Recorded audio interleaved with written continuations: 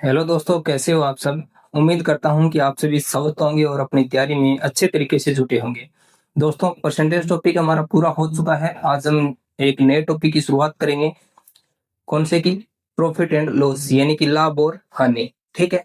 और अगर आपने अभी तक हमारे टेलीग्राम चैनल को ज्वाइन नहीं किया है तो आज ही जाकर के अभी टेलीग्राम चैनल को ज्वाइन कर लीजिए, क्योंकि टेलीग्राम चैनल पे आपको मिलेगा परसेंटेज टॉपिक के प्रैक्टिस क्वेश्चंस। और जैसे ही हमारा यह टॉपिक प्रॉफिट एंड लॉस का कंप्लीट हो जाएगा तो हम प्रॉफिट एंड लॉस के भी जो प्रैक्टिस क्वेश्चंस है वो आपको टेलीग्राम चैनल्स के माध्यम से आप तक पहुंचाया जाएगा। ठीक है।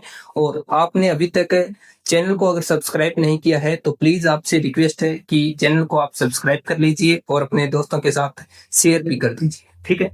तो दोस्तों, चलिए हम शुरू करते हैं। कौन सा topic? Profit and loss. Profit and loss, यानी कि लाभ और हानि। लाभ और हानि का जो ये टॉपिक है परसेंटेज से मिलता जुलता सा ही है। ठीक है। इसमें देखिए, हम सबसे पहले बिल्कुल बेसिक से समझेंगे कि क्रय मूल्य क्या होता है, विक्रय मूल्य क्या होता है। क्रय मूल्य को हम लिखते हैं सीपी और विक्रय मूल्य को हम लिखते हैं एसपी। ठीक है।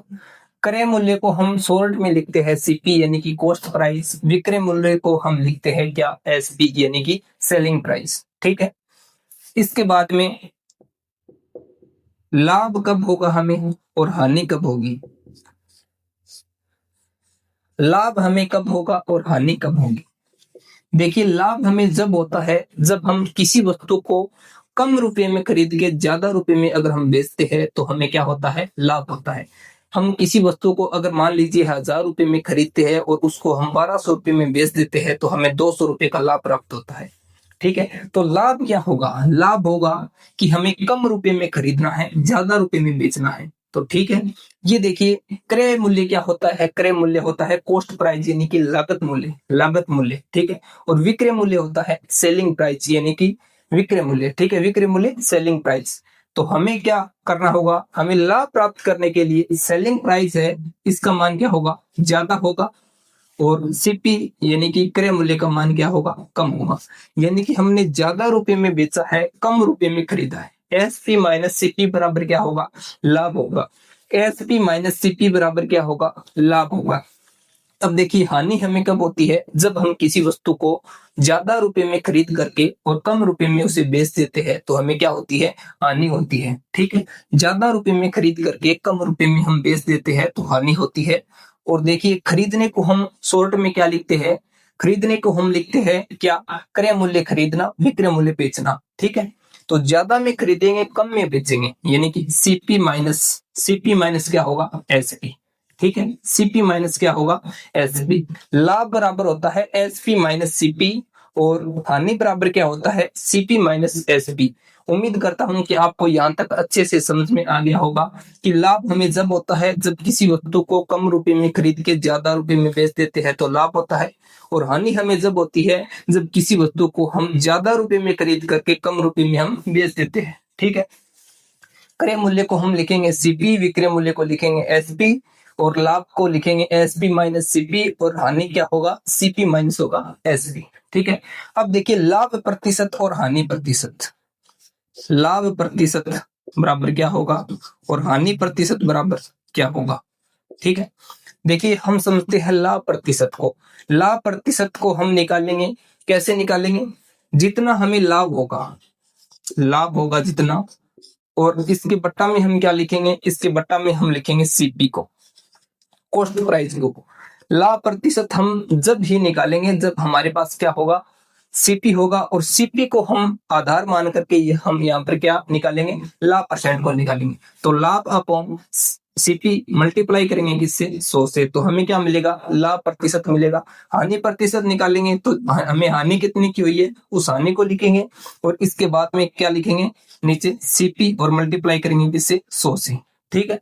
लाभ प्रतिशत को हम निकाल सकते हैं, हानि प्रतिशत को निकाल सकते हैं, और दोनों को कैसे निकालेंगे, सीपी को ही आधार मानकर हम निकालेंगे। सीपी यानी कि कॉस्ट प्राइस, यानी कि लागत मूल्य, यानी कि जिस वस्तु को हमने जितने रुपए में खरीदा है उसको हम यहाँ नीचे बट्टा में लिखेंगे। ठीक है, यहाँ पर हमने लाभ को समझ लिया और लाभ प्रतिशत हानि प्रतिशत को समझ लिया। ठीक है, अब देखिए इसके बाद में आता है क्या, इसके बाद में आता है एमआरपी। एमआरपी क्या होता है, ये होता है प्रिंट रेट। क्या होता है एमआरपी, यानी कि प्रिंट रेट। प्रिंट रेट, मान लीजिए प्रिंट रेट क्या है, 100 रुपए है। ठीक है, प्रिंट रेट के ऊपर हमेशा देखिए कोई भी व्यापारी अगर किसी वस्तु को बेचना चाहेगा तो प्रिंट रेट के ऊपर क्या देगा, वो छूट देगा। क्या देगा, छूट देगा।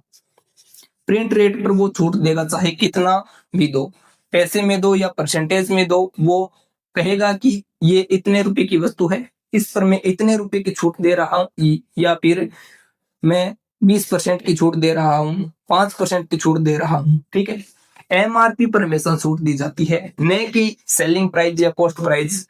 इससे छूट का कोई संबंध नहीं होता है, छूट का संबंध होता है किससे, एमआरपी से। किससे, एमआरपी से। मान लीजिए कोई वस्तु है, ये 100 रुपए की है और बेचने वाला बोल रहा है कि मैं इस 100 रुपए की वस्तु पर 5% की क्या दे रहा हूं, छूट दे रहा हूं। 5% की अगर वो छूट दे रहा है तो क्या कहेगा, वो कहेगा इस वस्तु को मैं बेचूंगा कितने में, 95 रुपए में। तो 95 क्या हो जाएगा, इसका 95 हो जाएगा सीपी। क्या हो जाएगा, सीपी यानी कि कॉस्ट प्राइस। ठीक है, क्या हो जाएगा, इसका कॉस्ट प्राइस हो जाएगा, सीपी यानी कि कॉस्ट प्राइस। ठीक है, 95 रुपए में वो क्या हो रहा है, बेच रहा है। ठीक है, इस वस्तु को मान लीजिए मैंने कितने में खरीदा, 95 रुपए में खरीदा, तो मेरे लिए ये क्या हो गया, कॉस्ट प्राइस हो गया। अब इसको मैं बेच रहा हूं, इसको मैं क्या कर रहा हूं, बेच रहा हूं कितने में, मान लीजिए कि इस 95 रुपए की वस्तु को मैं बेच रहा हूं 10% के लाभ पर। 10% के लाभ पर इसको मैं बेचूंगा, तो मेरे लिए जो सेलिंग प्राइस है वो क्या हो जाएगा, 95 का क्या हो जाएगा, 95 का 110% बटा 100, क्योंकि मैं 95 रुपए की खरीद करके 10 रुपए के 10% के लाभ पर मैं बेच रहा हूं, तो देखिए कितना हो जाएगा, यहाँ पर होगा, ये जो 95 है इसमें 9.5 जुड़ जाएगा, यानी कि जो 95 और प्लस में कितना हो जाएगा, 9.5, तो ये हो जाएगा 104 पॉइंट कितना, 5, 104.5। ठीक है, अगर यहाँ पर 10 होता तो कितना हो जाता, 105 हो जाता, लेकिन यहाँ पर 9.5 बनेगा। 95 का 10% 9.5 होगा तो 104.5।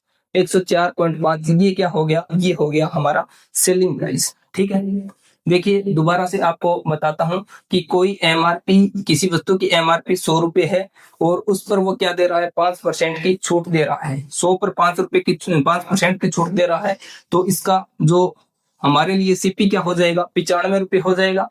अब इस 95 रुपए की वस्तु को हम खरीद करके 10% के लाभ पर अगर हम बेच रहे हैं, तो 95 रुपए की वस्तु को 10% के लाभ पर बेचेंगे तो कितने की बेचेंगे, 104.5। 104.5। ठीक है, अब देखिए एमआरपी को हमने समझ लिया, क्रय मूल्य यानी सीपी को समझ लिया, एसपी को समझ लिया। लाभ, लाभ को हम शॉर्ट में लिखेंगे पी यानी कि प्रॉफिट। ठीक है, हानि को हम लिखेंगे एल यानी कि लॉस। ठीक है, लाभ परसेंट को हम लिखेंगे क्या, पी परसेंट यानी कि प्रॉफिट परसेंट, और हानि परसेंट को हम लिखेंगे क्या, एल परसेंट यानी कि लॉस परसेंट। ठीक है, अब देखिए जो एमआरपी है इसको समझ लिया, छूट है, छूट को हम इंग्लिश में क्या कहेंगे, छूट को हम इंग्लिश में क्या कहेंगे,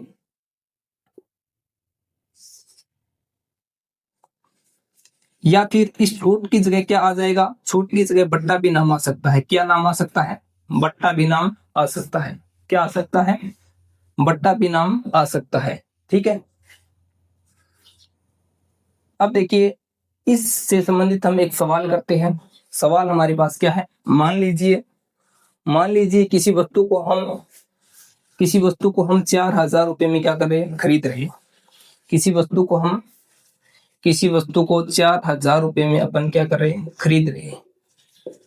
4000 रुपए में हमने क्या किया, 4000 रुपए में खरीदा और इस वस्तु को हमने कितने में बेच दिया, 5000 रुपए में बेच दिया। कितने में, 5000 रुपए में क्या कर दिया, बेच दिया। बेच दिया, तो हमें क्या निकालना है? प्रॉफिट परसेंट निकालना है। क्या निकालना है? प्रॉफिट परसेंट निकालना है। कैसे निकालेंगे? देखिए ये 4000 है, ये 4000 खरीदा गया है, मूल्य खरीदा गया मूल्य को हम लिखेंगे सीपी से, और जो बेचा गया है इसको लिखेंगे हम किससे? एसपी से। ठीक है, यहाँ पर देखिए प्रॉफिट परसेंट को हम निकालेंगे, तो सबसे पहले प्रॉफिट निकालेंगे। प्रॉफिट कैसे निकालेंगे? SP minus CP. SP minus CP करेंगे तो यहाँ पर है 5000 माइनस कितना हो जाएगा? 4000 बराबर 1000। 1000 हमारे पास क्या आ गया? प्रॉफिट आ गया 1000। ठीक है, 1000 हमने क्या है? कमाया है, प्रॉफिट कमाया है। किस पर कमाया है? यहाँ पर हमेशा हमें क्या लिखना होगा? सीपी को लिखना होगा। सीपी हमारे पास कितना है? सीपी हमारे पास यहाँ पर है 4000। कितना है? 4000 है। सीपी हमारे पास 4000 है, मल्टीप्लाई करेंगे किससे? 100 से। ठीक है, 3 जीरो से 3 जीरो को काट दिया, और यहाँ पर 25 चौका 100, 25 चौका 100, 25%। यहाँ पर जो प्रॉफिट परसेंट की जो वैल्यू है वो कितनी आ जाएगी हमारे पास? हमारे पास आ जाएगा कितना? 25%। कितना आ जाएगा? 25%। ठीक है, 4000 की वस्तु को हमने कितने में? 4000 की वस्तु को खरीद करके 5000 रुपए में बेच दिया, तो 25% हमने क्या कमा लिया? लाभ कमा लिया। इसी प्रकार अगर हम हानि प्रतिशत निकाले कि हम क्या किया, हमने 5000 रुपए की कोई वस्तु खरीदी, 5000 की तो वस्तु खरीदी और उसको हमने क्या कर दिया? 4000 रुपए में क्या कर दिया? बेच दिया, तो 1000 रुपए की क्या हो गई? हानि हो गई। किस पर हुई हानि? अब की बार यहाँ पर ये क्या है? ये सीपी है और ये है एसबी, क्योंकि हमने खरीदा तो 5000 में था, लेकिन इसको बेच दिया कितने में? बेच दिया इसको 4000 में। ठीक है, तो 1000 रुपए की हानि हुई है, और हुई किस पर है? 4000 पर, सॉरी 5000 पर। 5000 रुपए में हमने खरीदी थी और उसको 4000 रुपए में बेच दिया। 5000 रुपए की वस्तु को हमने 1000 रुपए की हानि पर बेच दिया, तो हानि प्रतिशत हम निकालेंगे, मल्टीप्लाई करेंगे 100 से। तो यहाँ पर देखिए 3 जीरो से 3 जीरो, और यहाँ पर कितना हो जाएगा? 20 चौका 20 पंजी 100, तो यहाँ पर कितना हो जाएगा? 20% की हानि हो जाएगी। कितनी? 20% की हानि हो जाएगी। ठीक है, इससे संबंधित आप सवाल अच्छे से कर सकते हो। अब देखिए एक दूसरा सवाल हम करते हैं।